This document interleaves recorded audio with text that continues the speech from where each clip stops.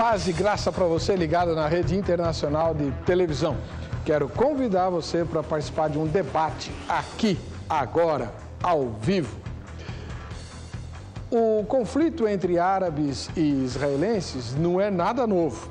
Bom, segundo o Antigo Testamento, ele começa desde os tempos em que Isaac e Ismael, ambos filhos de Abraão com mães diferentes, começaram a brigar. Na verdade, não eram eles que brigavam, né? Eram as duas mães que não se entendiam.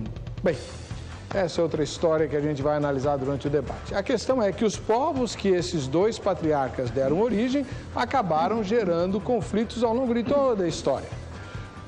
Alguns muito curiosos, por exemplo, José, que era filho de Jacó, não é? Neto de Isaac, foi vendido como escravo para uma das tribos, né? Uma das famílias dos ismaelitas. Portanto, foi vendido como escravo para os próprios primos. Olha só que coisa.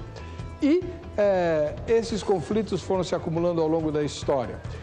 No século XX, eles culminaram com grande violência, numa guerra interminável que tem pontos altos e baixos ao longo das décadas. A questão é, será que esse conflito um dia terá fim? Muita gente acha que não, e que tem que ser assim mesmo, porque está lá nas profecias do Antigo Testamento que Ismael seria como uma espécie de animal chucro e tal, e que Deus o abençoaria com uma grande nação, assim como abençoou Isaac, porque ambos são filhos de Abraão, e enfim.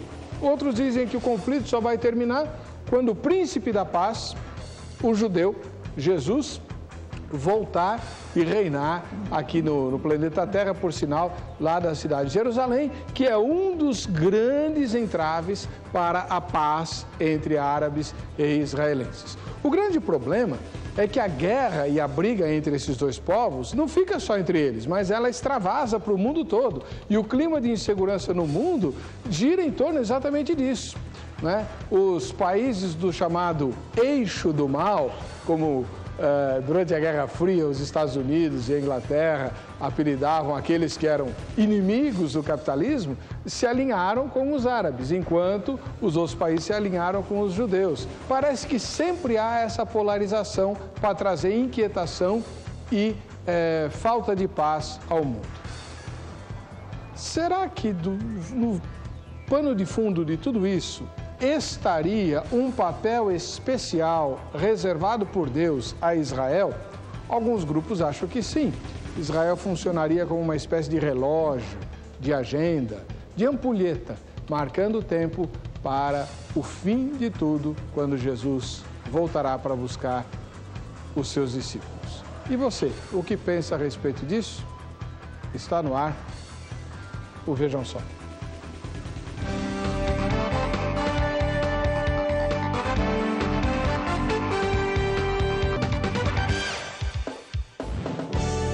Olá, é com alegria que iniciamos mais uma edição do programa Vejam Só, produzido e transmitido em tempo real pela Rede Internacional de Televisão para todo o Brasil. A transmissão é ao vivo e alcança a América do Norte, a América Central, a América do Sul, a Europa e até uma parte da Ásia.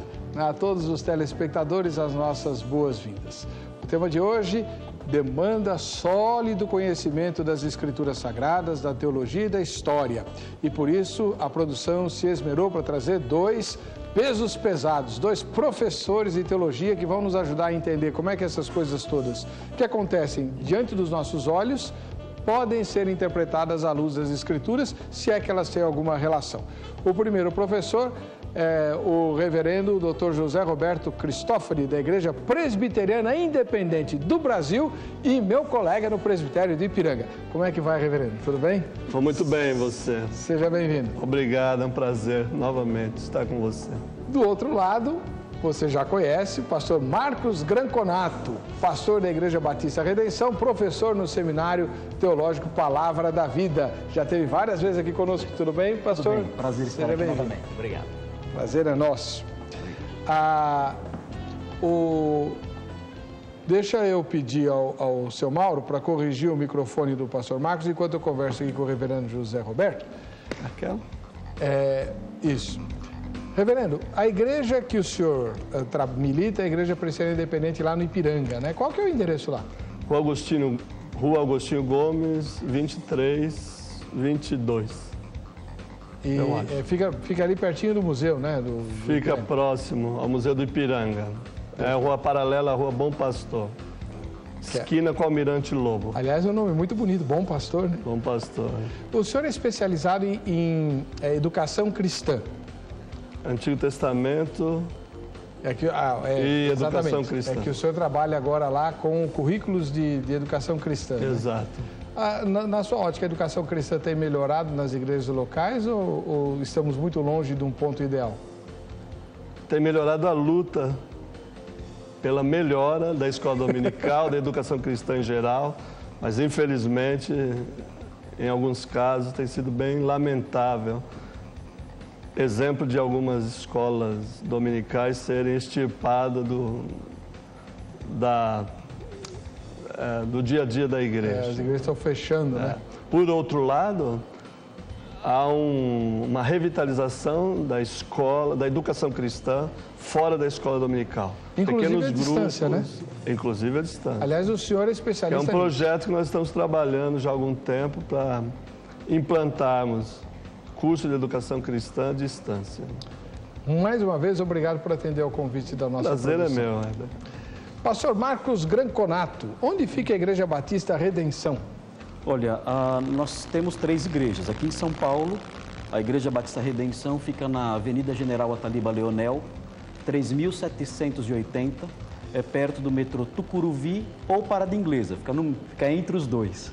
Então, qualquer estação que descer está pertinho da nossa igreja. E é lá que o senhor trabalha? É lá que eu sou o pastor.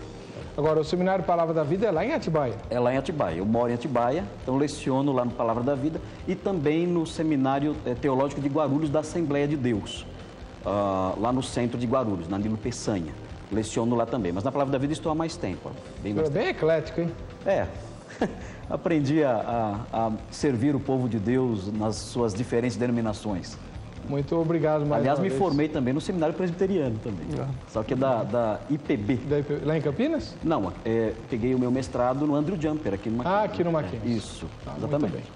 Muito obrigado mais uma vez por ter atendido ao convite da nossa produção. Obrigado. A repórter Carla Viana preparou uma matéria que historia essa questão e apresenta o dilema de hoje. Vejam só.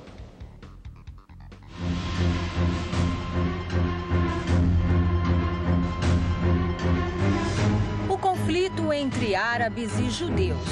Uma discórdia familiar que é preciso voltar no tempo para entender melhor a origem do ódio que corre nas veias dos irmãos de sangue e parceiros de guerra. O Velho Testamento conta que Deus havia prometido a Abraão uma terra e muitos filhos. Contudo, sua esposa Sara, que era estéril, pensou que se oferecesse ao marido sua serva, a promessa de Deus cumpriria através desta. Assim nasceu Ismael.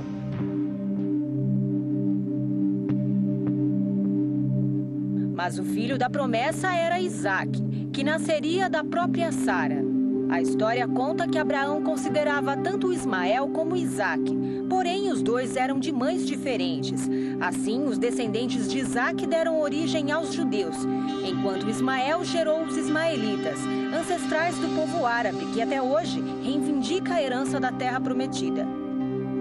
Apesar do desafeto dos descendentes de Ismael e Isaque, o conflito entre árabes e judeus é relativamente recente, ao contrário do que muitos acreditam. No século XIX, o nacionalismo pregado pela Revolução Francesa dizia que toda nação tinha o direito de se constituir em Estado. O pensamento incitou ainda mais a briga entre os dois povos.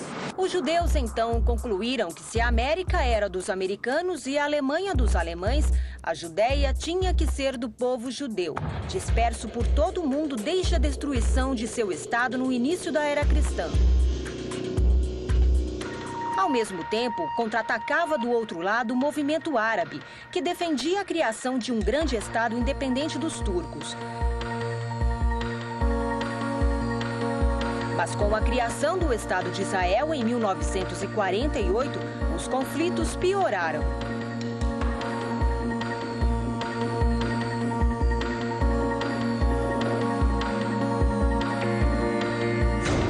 lá pra cá, incansáveis tentativas de acordo de paz ficaram apenas em falácias. E o derramamento de sangue continua a manchar o chão da terra, razão da briga que se arrasta há anos.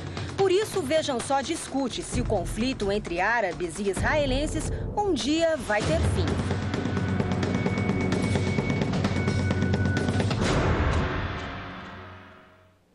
Muito bem, esse é o tema de hoje e você participa pelo telefone ou pelo computador.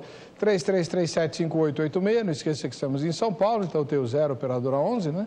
Ou então vejamsó.com.br, você entra no site, bota na enquete, posta o seu comentário e você pode, tanto pelo telefone quanto pelo computador, se qualificar para ganhar prêmios muito especiais, dos quais eu falo daqui a pouquinho.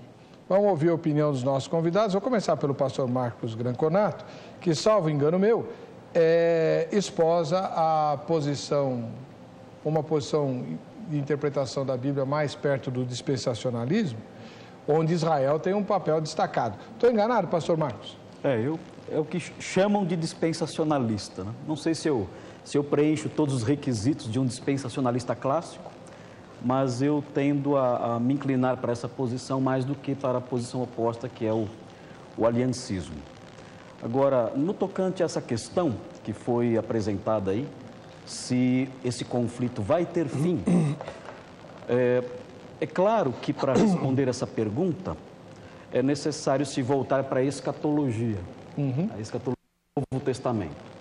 E o que nós encontramos quando nós trabalhamos e tentamos montar, a partir dos textos bíblicos, que indícios nós encontramos acerca disso, desse conflito? É muito pouco. O que nós aprendemos na Bíblia e tentando conjugar esses ensinamentos com as informações que nós temos da história, nós vemos que um grande problema no restabelecimento da paz naquela região do Oriente Médio e especificamente em Jerusalém passa pela questão religiosa a necessidade, o sonho dos judeus de terem o seu templo, o lugar de adoração escolhido por Deus, reconstruído ali na esplanada das mesquitas, onde hoje se levanta exatamente uma mesquita muçulmana, o terceiro lugar mais sagrado do islamismo, Mesquita de Omar. Nós sabemos, pela história comum, que o Templo de Jerusalém foi destruído no ano 70, com a invasão do general Tito. O templo foi assolado, queimado, destruído. Isso é narrado vivamente nos escritos de Flávio Joséfo, que é contemporâneo, inclusive era um intérprete dos romanos durante o cerco de Jerusalém. O templo foi destruído nessa época e nunca mais ele foi reconstruído. Desde o ano 70 até hoje, cerca de 2000 anos, o templo está lá em ruínas, o lugar do templo apenas, só sobrou ali uma parede, que é conhecida como o Muro das Lamentações. E no século VII, com a expansão do Islã a partir da Arábia, o Islã se espalhou pelo Oriente Médio também, não só pelo Oriente Médio, mas também pelo Oriente Médio. No século VII foi construída a mesquita naquele local, o que impede que o templo seja reconstruído. Então esse conflito vai permanecer enquanto uma solução para isso não for dada. O judeu não pode realizar, executar os seus rituais ou praticar a sua religião sem o templo. Ele não pode fazer um templo no Brasil, ele não pode fazer um templo um pouquinho mais para lá, numa outra cidade lá na Palestina. Tem que ser no lugar que Deus escolheu. E o lugar que Deus escolheu está ali tomado pelos muçulmanos. Então é necessário que haja um acordo entre eles. Esse acordo vai acontecer? Aí se relaciona com a pergunta que foi proposta aí. Haverá o dia em que esse conflito vai terminar? A Bíblia mostra, a Bíblia dá indícios de que sim. Mas esse sim não é um sim muito alegre. Esse sim é um sim perigoso. Por quê? Porque o restabelecimento da paz, com a consequente reconstrução do templo em Jerusalém, é algo associado fortemente na Escritura com o surgimento daquela figura que os evangélicos vivem preocupados em descobrir quem é, né? Que é a figura do anticristo. A Sagrada Escritura fala que quando ele surgir, ele vai fazer aliança com muitos por uma semana, em Daniel capítulo 9 isso está escrito, e na metade da semana ele vai suspender, ele vai proibir o sacrifício costumeiro. Ou seja, se está tendo sacrifício, é porque tem templo. Se tem templo, é porque chegaram num acordo. Se chegaram num acordo, é porque ele conseguiu estabelecer aí a paz no Oriente Médio. Então a Bíblia aponta esses indícios da existência de um templo na época da grande tribulação. E a existência desse templo, ou a existência dessa paz que viabiliza a construção do templo, será obra do anticristo durante a grande tribulação. Então, você já viu que o tema tem a ver com aquilo que vocês mais gostam de discutir no Vejam Só, né? Escatologia. Tá? E, como eu sempre digo, em escatologia multiplicam-se as opiniões aos borbotões, né? Vamos ouvir agora um especialista em Antigo Testamento, que é o reverendo professor José Roberto Cristófani, da Igreja Presbiteriana Independente do Brasil, que eu não sei que posição esposa, não sei se ele é dispensacionalista ou... acho que não. Também não sei.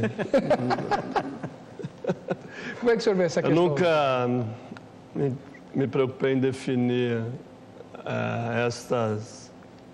esses posicionamentos. Então, eu também não sei se eu esposo essa ou aquela doutrina. Certamente, a posição que com toda convicção defendo é que há de ter paz. A paz é possível, vai haver um fim nesse conflito árabe-israelense, porque a paz é necessária. Mahatma Gandhi disse que a paz não existe, é o caminho da paz que nós buscamos. Então, a paz não é um objetivo, a paz é o caminho. E dentro do ponto de vista do papel de Israel, dentro dos propósitos de Deus, parece, em todo o Antigo Testamento, e eu falo isso com cuidado, porque o Antigo Testamento é um livro que pertence aos judeus, como o Corão pertence aos muçulmanos, e o Novo Testamento de direito pertence a nós cristãos. Então eu tenho muita cautela em tomar esse livro nas mãos, porque eu sou um leitor de segunda categoria. Os verdadeiros intérpretes é a palavra de Deus, em primeiro lugar, para o povo judeu. E somente depois para todos nós. Sobre o papel, então, de Israel, eu acredito que em toda a escritura do Antigo Testamento é um papel que está no mesmo nível de qualquer outra nação. Porque o Senhor de Israel é o Senhor Criador. Isso nós vemos nos textos quase mais escatológicos do final do livro de Isaías, onde há uma equiparação entre as nações de Israel, que já não há mais nenhum privilégio.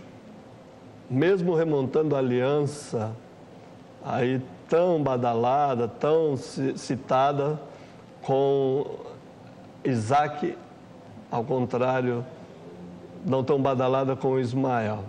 Acredito que é uma apropriação indevida das Escrituras, pelo fato de que nós não podemos, nem mesmo os israelenses, em um vídeo bastante recente, o governo de Israel disse: vamos voltar um pouco ao passado e avaliar essa questão. Mas não se preocupe, nós não vamos usar a Bíblia. O sujeito diz exatamente estas palavras. Então retorna apenas a 1917, quando ocorreu de fato a grande conquista pelos britânicos do Império Otomano, que mandava ali, e a partir de então virou uma terra de colonos, de gente colonizada. Então, eles tentam mostrar, através de um relato histórico recente. Então, faria uma ressalva aqui, que já no programa, aqui neste programa, eu ouvi um debate em setembro de 2010 entre o conflito palestino e israelense. São coisas diferentes. Com os árabes é mais genérico, uma liga de nações contra Israel, e os palestinos já se torna uma questão mais particular de territórios West Bank, que eles chamam assim, né?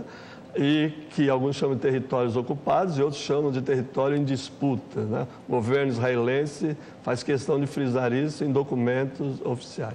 Então, esse uso da escritura, Reverendo Heber, me parece um pouco equivocado. Eu fiz tese de mestrado e doutorado no livro de Daniel, e Daniel é um livro apocalíptico, não escatológico. A diferença é que Daniel espera, e de fato consegue, uma restauração com os macabeus imediata. A história não termina em um grande escatom para o apocalíptico, mas termina com uma intervenção divina, maravilhosa, libertadora, que recoloca a humanidade e a história nos eixos. Ao contrário do escatom, da escatologia, sobretudo neotestamentária, que posterga, né? Deixa para o final todos esses acontecimentos. Entendi. Então, na minha opinião, Israel tem um papel, como todos os povos têm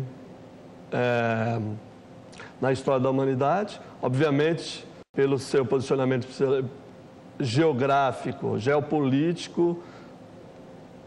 Água, terra e petróleo estão envolvidos em um grande jogo de interesses, né? Bom, o tema de hoje é esse que está na tela e nós recebemos já várias mensagens aqui. Uma delas, eu queria que o pastor Marcos comentasse, depois o reverendo José Roberto também, vem de um colega nosso, pastor Irani. Eu não o conheço, né? Ele não pôs o sobrenome, mas ele é de Campinas, no estado de São Paulo. Boa noite, a paz seja convosco. De que Israel estamos falando? Outro dia eu mostrava em nossa igreja, na escola bíblica, fotos, matérias, vídeos de Tel Aviv, onde mostrava uma cidade com trânsito caótico, passeata do movimento gay, boates com jovens hétero e homossexuais, piercings, etc. Como toda a grande capital mundial. Grande parte das pessoas, muito aquém a que muitos crentes pensam e imaginam como seria o judeu em sua totalidade, voltada para a religiosidade e adoração a Deus.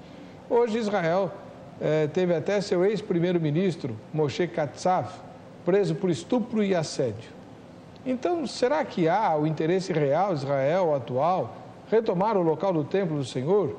Acho, em minha simples opinião, que o dinheiro, o poder, o petróleo fala mais alto. Deus os abençoe. Misericórdia. Pastor Marcos Granconar, está assim o negócio lá?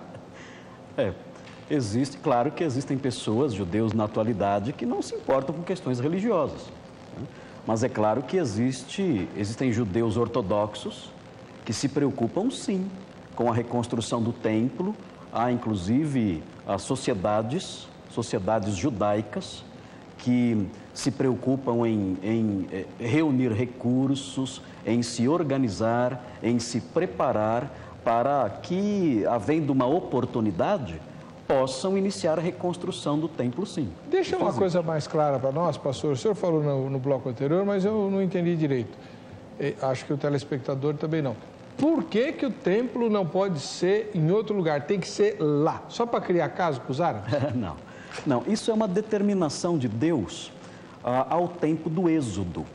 Deus disse, infelizmente, eu não lembro agora a passagem bíblica.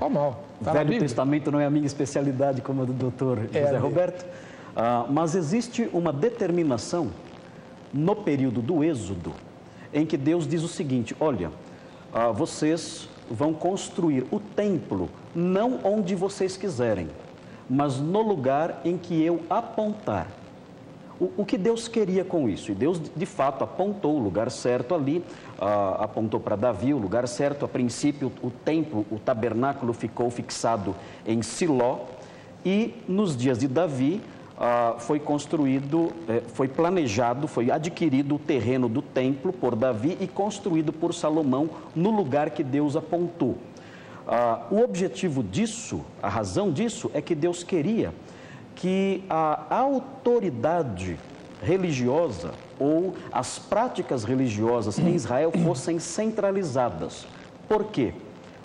Talvez, é bem possível, que o objetivo fosse evitar que essa descentralização da autoridade religiosa facilitasse a propagação da religião cananeia entre os judeus.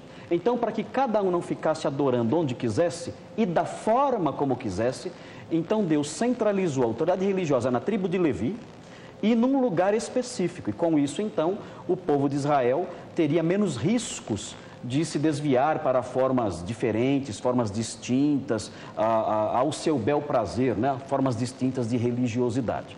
Mas a razão é essa, e o lugar é lá, não tem como mudar para outro lugar, e é esse que é o problema, né? É isso no aspecto, claro, não no aspecto político, ou social, ou cultural, mas estritamente religioso.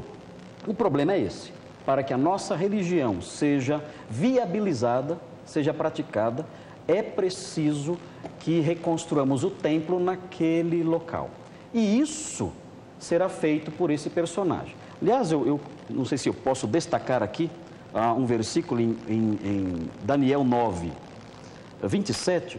O texto fala assim: ele, esse personagem de que estou falando, o anticristo, ele fará firme aliança com muitos por uma semana. Na metade da semana fará cessar o sacrifício e a oferta de manjares. Está falando que nos dias dele haverá o sacrifício e a oferta de manjares.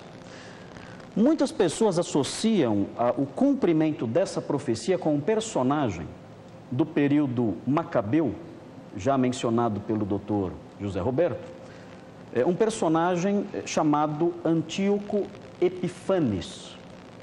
Antíoco Epifanes, no século II a.C., ele profanou o templo de Jerusalém, sacrificando dentro do templo, imagine só, uma porca sobre o altar e profanando ali o templo. Então dizem, olha, essa profecia de Daniel 9:27, assim como outras em Daniel 11, em Daniel 12, que falam de um templo sendo profanado, sendo desrespeitado, suas atividades ali sendo suspensas por esse personagem, isso já se cumpriu na figura de Antíoco Epifanes. E aí, de fato, nós temos aí um cumprimento. Mas, o que é curioso notar é que depois da morte de Antíoco Epifanes, tendo passado aí um século e meio, quase 200 anos, o Senhor Jesus, em Mateus 24, no sermão profético, que está em Mateus 24, versículo 5, versículo 15 ou melhor, o Senhor Jesus, já tendo passado tudo isso, o Senhor Jesus fala o seguinte: quando, pois, virdes, falando sobre o futuro, quando, pois, virdes o abominável da desolação de que falou o profeta Daniel, no lugar santo, o Senhor Jesus não fala desse episódio de que falou o profeta Daniel como algo no passado, nos tempos de Antíoco Epifanes. Ele fala de algo que acontecerá no futuro da perspectiva dele. Ou seja, ainda acontecerá isso. Isso não se cumpriu com Antíoco Epifanes. Isso vai se cumprindo no futuro. Então, no futuro, o templo será reconstruído, porque o texto diz: veremos o abominável da desolação no lugar santo. Que lugar santo é esse? É o templo de Jerusalém, que será reedificado. Nós temos um especialista em Daniel e Antigo Testamento, né? Que é o professor reverendo José Roberto Cristófani. E era exatamente a pergunta que eu ia fazer para o senhor, né? E que o pastor Marcos acabou adiantando.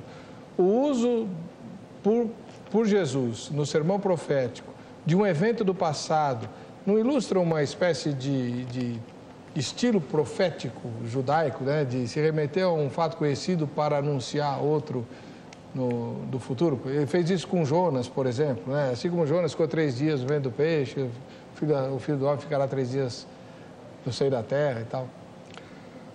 Bem, eu gostaria primeiro de parabenizar o pastor Irani, que ele coloca um aspecto fundamental para entender a questão árabe-israelense. De qual Israel. Grandeza nós estamos falando? A gente tem a impressão, quando se fala de judeus ou israelense ou israelita, que é um bloco monolítico, e o que de fato não é. Aliás, o conflito israelense ou árabe, né? Israelo, como diz o português, Israelo árabe ou árabe-israelense, como nós dizemos aqui no Brasil, ele se deve muito e em grande parte à direita extremista da política israelense atual e de sionistas radicais que interpretam esta Bíblia hebraica ou Primeiro Testamento de forma absolutamente literal, dizendo que Deus nos deu, é nosso. Primeiro presidente, autoridade do Israel moderno, Chaim Weizmann, ele disse assim: a tragédia do conflito árabe-israelense ou palestino-israelense está no fato que os dois povos têm direito, mas nós temos mais direito que eles. Então, obviamente que é uma situação extrema o que se vive, mas de fato o Israel não é um bloco monolítico.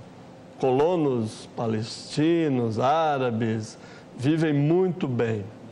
E há muitas iniciativas, eu posso citar de algumas que eu já até participei, de congraçamento e boa vizinhança e honestidade em busca da paz. Sobre a palavra do pastor Marcos, é uma questão apenas de perspectiva. Ele interpreta o livro de Daniel como sendo profético. Eu interpreto o livro de Daniel como sendo apocalíptico. O cânon judaico, na sua terceira parte, dividido em 3 partes: a lei, Pentateuco, os profetas, que são os livros históricos, profetas anteriores e posteriores, que são os livros proféticos dos profetas e escritores, e o terceiro são os escritos, Salmos, Jó, Provérbios. O livro de Daniel não é colocado entre os profetas. O livro de Daniel, no cânon hebraico, é colocado entre os escritos. Isso já determina, em boa parte, uma hermenêutica apocalíptica e não profética. Agora, é de se convir que Jesus vive numa atmosfera apocalíptica. O Filho do Homem, que nasce Ezequiel, passa por Daniel, passa pelos livros pseudepígrafos e desemboca no Novo Testamento na figura de Jesus, quando ele se refere a ele mesmo, está imbuído de uma tradição apocalíptica de altíssima efervescência, há 50, 100 anos antes de Cristo e há 100 anos depois da era comum, vamos dizer assim. Então, o uso que Jesus faz das Escrituras do Antigo Testamento é um uso hermenêutico da sua geração. Isto é, não é a lei, quer dizer, não é o fundamento interpretativo. Agora, eu gostaria de deixar claro para todos os telespectadores, também para meus colegas, que a abominação da desolação de Daniel cumpriu-se com Antíoco Epífanes, cumpriu-se depois nas palavras de Jesus com... por favor, você pode me ajudar? No cerco de Jerusalém, o Tito, né? Era Vespasiano, ele deixou o filho, Tito, também sacrificou. A revolta dos Macabeus foi justamente por não aceitar essa ingerência nos sacrifícios, e tem se cumprido alguns dizem, Os extremistas, isso que eu gostaria de deixar claro, dizem que a mesquita de Omar é, em certa medida, a desolação.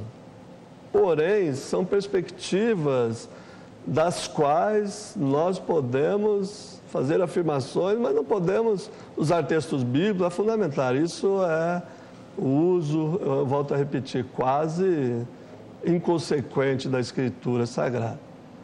Agora, sobre a reconstrução do Templo de Jerusalém, eu acho que Deus não se importaria de fazer 20 metros mais para cá, né? De forma alguma. Porque o objetivo do Evangelho proclamado por nós cristãos é a paz. Então, é possível ceder 20 metros de terreno, né? Acho que Deus não se importaria muito com isso. Eu ouvi uma vez um rabino, houve uma exposição aqui em São Paulo, não sei se o senhor chegou a ver, de uma maquete do Templo de Jerusalém feita pelos judeus. Não tinha nada, não tinha nenhum cristão lá, né? Eram só judeus, rabinos, ortodoxos e tal. E aí, num canal da TV a cabo, que tem um programa judaico, né? Ele entrevistou esse rabino e ele explicou que o templo tem que ser lá, porque lá é o lugar onde Abraão foi sacrificar Isaac. O lugar do altar. É questionável. A questão do templo é o lugar do altar. O altar não pode ser nem 10 centímetros para lá nem para cá. É lá, porque foi lá que Abraão foi sacrificar Isaac, não sacrificou e tal. E na tradição judaica ultraconservadora, é bem por aí. E as medidas do templo giram em torno da posição do altar, né? Do altar do sacrifício, do altar mor, né? O altar principal. Enfim. A Nayane Vieira, da capital paulista. A paz do Senhor, pastor. Creio que sim, um dia tudo isso acabará, pois o Senhor Jesus é a própria paz. Pastor, nós precisamos também de paz no nosso meio, pois vejo que até entre o povo de Deus há guerras e conflitos. Deus abençoe a todos. E a gente fica falando dos árabes e israelenses, mas olha, a história da igreja é uma das mais sangrentas histórias, não é? Com certeza. Tenebrosamente sangrenta. Continua. E continua. Diego Monteiro, de Betim, Minas Gerais. Acredito que não, pois o que os judeus querem de Jerusalém conflita com o que os muçulmanos querem de Jerusalém. Ambos de acordo com suas crenças. Jamais irão ceder. Aliás, pegando um gancho, o tema de sexta-feira, que é o programa gravado, você pode participar qualquer dia dessa semana até o início da noite de quinta, porque o programa vai ao ar na sexta. O Veja Só Especial vai discutir exatamente como é que o anticristo vai fazer para convencer os muçulmanos a adorarem o anticristo. Convencer cristão meia boca é mó moleza, né? Agora, os muçulmanos a adorar... Olha, está aí a tela do Veja Só Especial. É só clicar no Veja Só Especial e você abre a tela para você participar, votar na enquete e tudo mais. Como é que o falso profeta vai convencer os muçulmanos a adorarem o anticristo? Esse é o programa desta sexta-feira. E você, repito, participa ao longo desta semana até o início da noite de quinta, que é quando a gente grava o Vejam Só Especial, tá bom? Fábio, de Piracicaba, em São Paulo. Números 23, 19 e números 24, 16 ao 25. Deus é fiel e vai cumprir a sua palavra quando Jesus governar. Sabe-se que haverá um levante após o julgamento das nações. Depois eu vou pedir para o pastor Granconato ler esses versículos, que agora a gente vai para o intervalo. Na volta a gente analisa a mensagem do Fábio.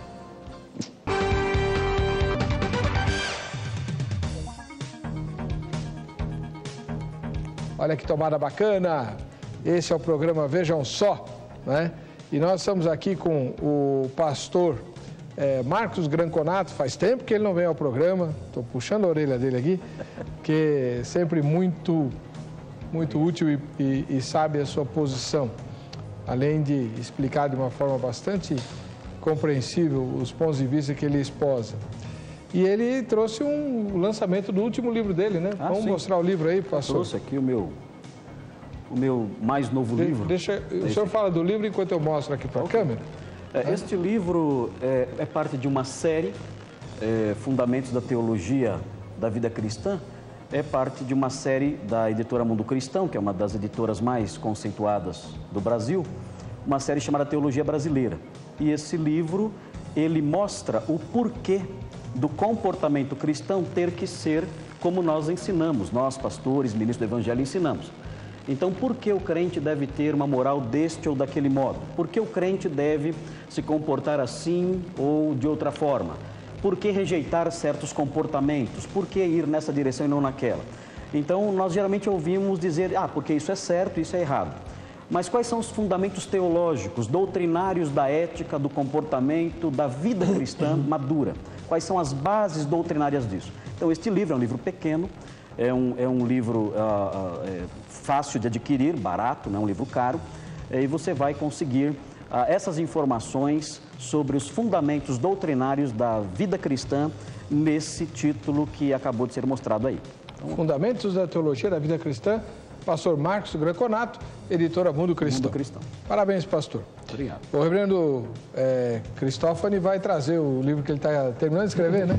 Já terminou, né, reverendo? A editora ainda não entregou, né? É da IPI? Não é. Então a gente não pode nem falar mal, né? Mas é gente da igreja. Não, então... Está explicado. Lamentavelmente. Bom, a repórter Carla Viana foi às ruas ouvir a opinião dos transeuntes sobre o tema de hoje. Vejam só. O conflito entre israelenses e árabes um dia terá fim? Eu não acredito que haja uma solução fácil para o problema. E eu acho que, enquanto não houver boa vontade de ambas as partes, sempre vai haver o conflito. Pode ser, sim, que isso aconteça daqui a muitos anos, mas os derrames de sangue devem ser muito grandes.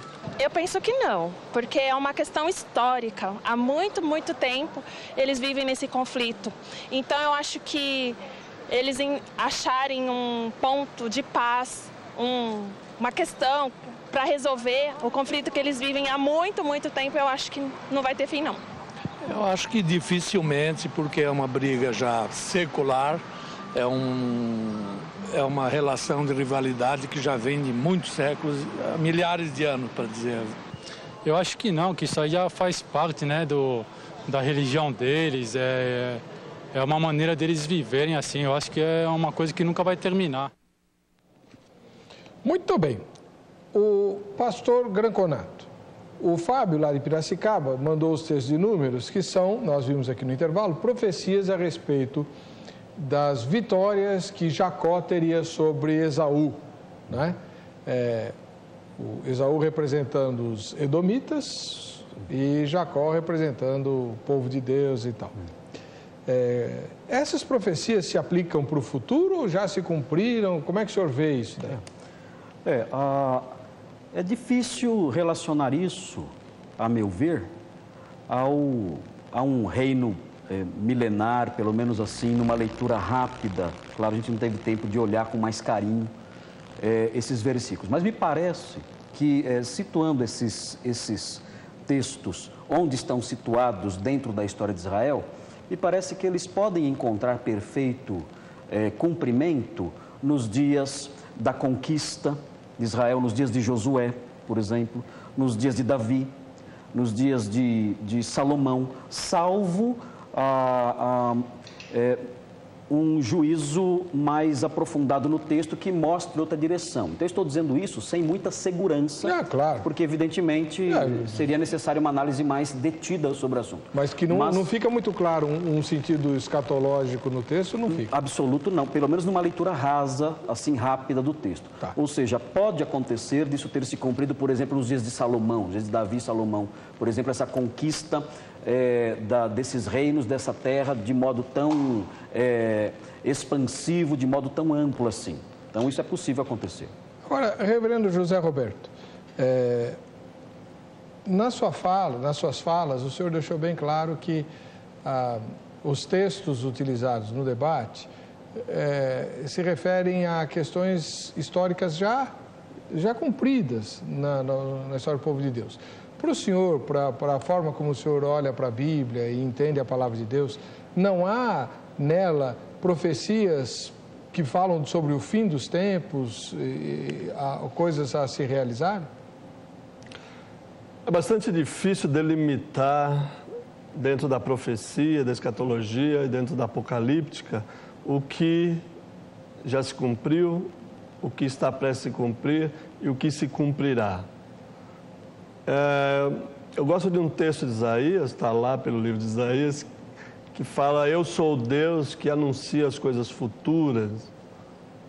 Isso já gerou muito debate. Então, na profecia israelita do Antigo Testamento, cerca de 1% apenas, ou menos, que fala de eventos futuros. Agora, é uma perspectiva também, reverendo Heber, porque para nós cristãos, os textos que anunciam o Messias já se cumpriram em Jesus de Nazaré, ou Jesus o Nazareno. Mas para os judeus não. Ou pelo menos para boa parte deles, eles ainda aguardam o Messias. Aconteceu um episódio interessante, o rabino estava dando uma palestra em São Leopoldo, a escola que eu estudei, na Este, e estava falando justamente da vinda do Messias, e alguém o interrompeu e disse: mas vocês não aceitam Jesus como Messias? E ele veio e vocês rejeitaram. E o rabino muito sabiamente disse: bom, e ele vai vir novamente. Quando ele vier novamente, a gente pergunta para ele se é a primeira ou a segunda vez que ele está vindo, né? Para quebrar esse radicalismo, né? Eu achei muita sabedoria, para quebrar esse radicalismo de que nós cristãos temos a palavra final em um conflito que naturalmente nos diz respeito como seres humanos, nos diz respeito como cristãos, embaixadores da paz, mas não como protagonistas do conflito, tomar partido de Israel ou dos árabes. Então, de fato, a Escritura tem perspectivas futuras de um escatom, mas não é uma única. O futuro é visto de diversas maneiras, diversas perspectivas dentro do próprio Novo Testamento. A parousia, por exemplo, é vista de uma forma nos discursos chamados escatológicos, particularmente do Evangelho de Marcos, é diferente da visão de Paulo, que é diferente do livro do Apocalipse. Então, é preciso ter o discernimento de colocar cada fita classificada dentro da sua própria cor. Porque o livro, Deus é multicor. E ele se revela de forma multicolorida na Bíblia. E aparecem esses vários aspectos dessa multicoloridade de Deus, vamos dizer assim. E é preciso que a gente tenha os olhos treinados para perceber isso. O senhor vai receber bastante e-mail fazendo perguntas sobre essas coisas todas. Sobre a fita colorida? Vai. Então, já vou antecipar uma resposta que é para o senhor ter menos trabalho nos e-mails. O senhor crê na volta física de Jesus? Sim, claro. Jesus vai voltar? Com certeza. Talvez seja esse o único fato seguro do futuro, é esse. A questão, me parece, isso é um outro tema, mas parece que há uma despreocupação generalizada. Eu não sei se é meu espírito apocalíptico, que de certa forma eu desejo uma mudança radical no mundo, como um apocalipse deseja, mas eu estou mais na linha de Daniel, aquela resistência não violenta, aquela resistência não macabaica, né?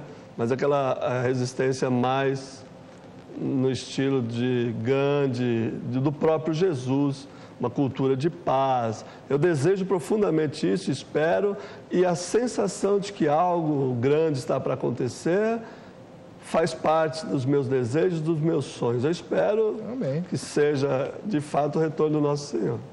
O André Luiz, que mora em Taquaritinga do Norte, é uma cidade de Pernambuco, ele concorda com o senhor. Ele diz assim: durante o período que o príncipe da paz descer a terra em Israel, Jerusalém, e promover a paz, isso durante o reino milenar de Cristo, o Messias de Israel, paz e graça. E aí, como é que vão ficar os árabes quando Jesus estiver reinando lá em Jerusalém? Bom, os árabes, eles vão se submeter ao reinado soberano de Cristo, assim como todas as nações. O reinado soberano de Cristo no milênio é um reinado irresistível. E é importante destacar que entrarão para esse reinado a princípio aqueles que o receberem. Nós aprendemos na Sagrada Escritura que o período que antecede o estabelecimento do reino milenar de Cristo é um período de intensa proclamação do Evangelho. A Bíblia fala em Mateus 24 que o Evangelho do reino será pregado a todo o mundo, para todos os povos, todas as gentes, e então virá o fim. A Bíblia fala dos eleitos, dos escolhidos, que serão preservados durante esse período terrível de grande tribulação, e esses dias serão inclusive abreviados por causa desses eleitos de todas as nações. O Apocalipse fala de milhões e milhões de pessoas, incontáveis pessoas, e João pergunta: quem são estes? E ele fala: estes são os que vêm da grande tribulação e que lavaram sua vestidura no sangue do Cordeiro. A Bíblia aponta para um verdadeiro despertamento mundial antes do Senhor Jesus voltar. Conversões aos milhares ao longo da grande tribulação, e quando o Senhor voltar, então Ele separará aqueles que creram daqueles que não creram. É o famoso juízo das nações, cuja narrativa dele está consubstanciada em Mateus 25. Ele separará as ovelhas dos bodes. Então, as ovelhas entrarão para o seu reino. Ele dirá: vinde benditos do meu Pai, tomem posse do reino preparado para vocês desde antes da fundação do mundo. Então, eles entrarão no reino, os demais não. E entre essas ovelhas estão aí ex-muçulmanos, pessoas dessas nações, árabes, que hoje resistem à fé. Então, isso não é problema para essa posição teológica. Eu só queria destacar aqui também,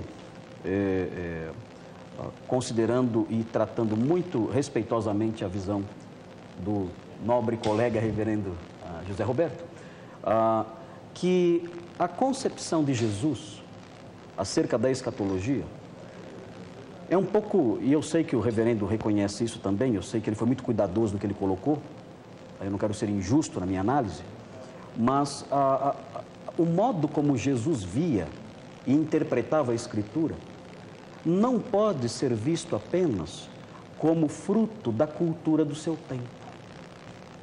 Porque nós temos, na figura de Jesus, alguém cujos ensinamentos são supraculturais. Nós não podemos olhar para o nosso mestre, o Redentor, que veio aqui a este mundo, Deus encarnado, como alguém que entrou na cultura e assimilou a cultura, inclusive em aspectos que não são corretos. Tanto que o próprio Senhor Jesus disse: olha, eu não posso, é impossível colocar pano novo, remendo novo em pano velho, num vestido velho. Ou seja, os meus ensinamentos não se encaixam nas tradições de vocês. O meu vinho é novo e não vai se encaixar nos odres velhos de vocês.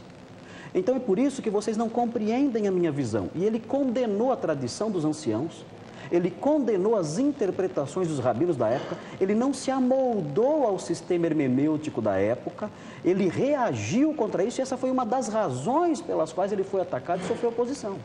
Então, se nós dissermos que o Senhor Jesus acolheu uma visão equivocada, entre aspas, né, da escatologia, lendo Daniel de uma maneira que não deveria ser lido, nós comprometemos, inclusive, a divindade do Senhor.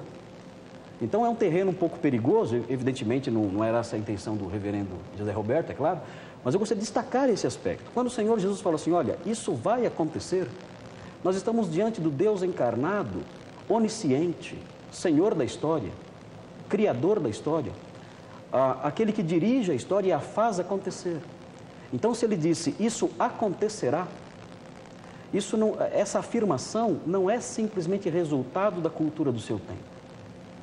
Se ele disse, isso acontecerá, ele disse, as minhas palavras não vão passar, passará o céu e passará a terra, mas as minhas palavras não passarão. Então, nós podemos ter certeza que um dia o abominável da desolação, isso não aconteceu ainda, ele vai se sentar no lugar santo. Porque o Senhor Jesus, que é a própria verdade, ele disse, eu sou a verdade, dolo algum jamais se achou em sua boca. O Senhor disse isso, e isso há de acontecer, com certeza. Talvez não da maneira como o sistema, qualquer sistema interprete, sim. Mas acontece. Mas ocorrerá. O senhor quer falar, Grande? Ou posso seguir? Bom, eu queria fazer considerações sobre o tema, não sobre a posição. Palavra. Claro, claro. Eliseu, Distância Velha, no Rio Grande do Sul. Heber, esse conflito terá fim, sim, com a conversão de Israel na grande tribulação, no período da segunda vinda de Cristo, que virá para governar o mundo por 1000 anos. Eu aprendi isso estudando a palavra de Deus literalmente, pois eu creio na Bíblia de forma literal, histórica e gramatical, como dizia o falecido Sérgio de Grazia.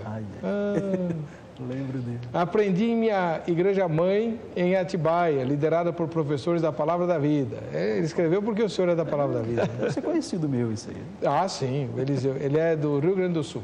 Eliseu o quê? Ele não pôs sobrenome. Não pôs sobrenome.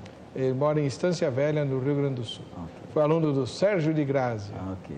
Agora, só uma coisa, viu, Eliseu? Tomar a Palavra de Deus literalmente é uma coisa. Interpretá-la pelo sistema histórico-gramatical é outra coisa. É diferente, tá? Diferente. Embora eu entendi o que você quis dizer. Quer dizer, ela diz o que ela está dizendo, né? Sim. Rafael... Inclusive em suas alegorias.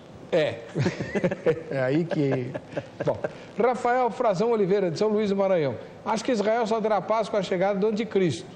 Ele fará o pacto com Israel, depois se voltará contra a Terra Santa, seguindo fome, pestes, guerras.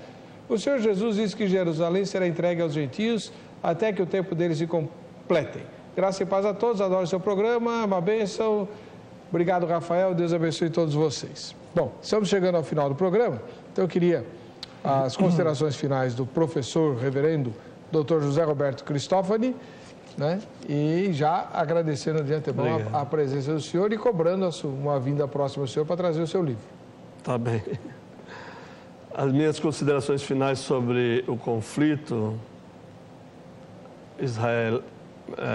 árabe-israelense é que o papel que nos cabe como seres humanos e, sobretudo, como cristãos, é de sermos mediadores da paz. A gente deveria incentivar, criar e apoiar iniciativas da cultura da paz. Martin Buber, talvez um dos maiores intérpretes do sionismo recente do israelita, ou israelense, ou judaico, vamos dizer assim, disse que a busca pela paz tem como caminho a justiça. E a justiça precisa fazer parar crimes, massacres, genocídio, o que acontece, crimes contra a humanidade. Nelson Mandela disse que o ódio se aprende. Ninguém nasce odiando alguém pela religião, pela cor, pela raça, mas o ódio é incutido. Então, nós que somos cristãos, que temos uma posição confortável, que temos todas as certezas bíblicas, etc., etc., deveríamos alinhar a pessoas de bem. O escritor israelense Amos Oz, um brilhante escritor, criou um movimento chamado Paz Agora. E tem o site brasileiro, é pazagora.org. Ele foi militar, se transformou em um grande romancista, ele tem livros belíssimos, e criou um movimento pela paz agora. Isto é, cria-se 2 estados, um estado palestinense, não necessariamente árabe, mas palestinense, ou palestino, e o estado de Israel. Então, há iniciativas. Eu participei de um trabalho que chama-se O Caminho de Abraão. O professor da Universidade de Harvard propôs, como medida econômica... Tá bem. A diretora está brigando comigo. Rabinos, sheiks, cristãos ortodoxos, protestantes, católicos sentaram na mesma mesa e conversaram sobre as tradições bíblicas e sobre uma cultura da paz para o Oriente Médio. E é isso que a gente tem que apoiar. Porque, na verdade, esse é o fundamento da pregação de Jesus, né? Eu vim trazer paz, e paz aqui e agora, não apenas no escatom, no final dos tempos. Muito obrigado pela paciência. José Roberto. Pastor Marcos Granconato, muito obrigado pela presença do senhor, pelo presente. Obrigado. Tá?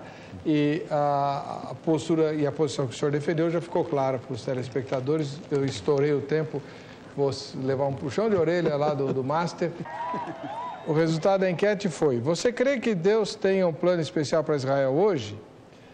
49% responderam que sim, pois Israel é a ampulheta de Deus. 28% disseram que não, pois a nova aliança Israel é como qualquer outra nação.